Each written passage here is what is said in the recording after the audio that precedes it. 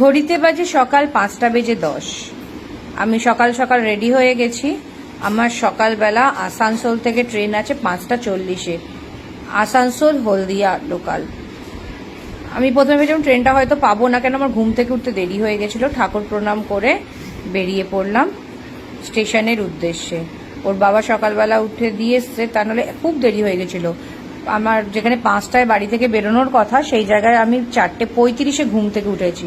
তারপরে তাড়াহুড়ো করে রেডি ফেডি হয়ে স্টেশনের জন্য বেরিয়ে পড়লাম। ওর বাবা ছিল তাই জন্য, নাহলে আরও দেরি হয়ে যেত। তা সময়ের মধ্যেই স্টেশনে পৌঁছে গেলাম, কিন্তু গিয়ে দেখছি যে প্ল্যাটফর্মে ট্রেন দেওয়ার কথা সেখানে দেয়নি। একটু ভাগদৌড় করলাম, তা অবশেষে ট্রেনটা পেয়ে গিয়েছিলাম। খুব একটা অসুবিধা হয়নি, সিটও পেয়ে গেছি খুব ভালোভাবেই। প্রথম দিকে ভিড় ছিল, একটু হেঁটে পেছন দিকে জায়গা পেয়ে গেছি। এটা হচ্ছে আসানসোল স্টেশন। আমি এখন যাচ্ছি খড়গপুরের উদ্দেশ্যে। এই ট্রেনটা আসানসোল থেকে ছাড়ে সকাল 5:40-এ, আর খড়গপুরে গিয়ে পৌঁছায় 9:30-টায়। তা অনেকদিন বাদেই আবার সুযোগ হয়েছে দুই দিদির সাথে ছুটি কাটাতে যাব, আর একটু স্মৃতি ধরে রাখার জন্য।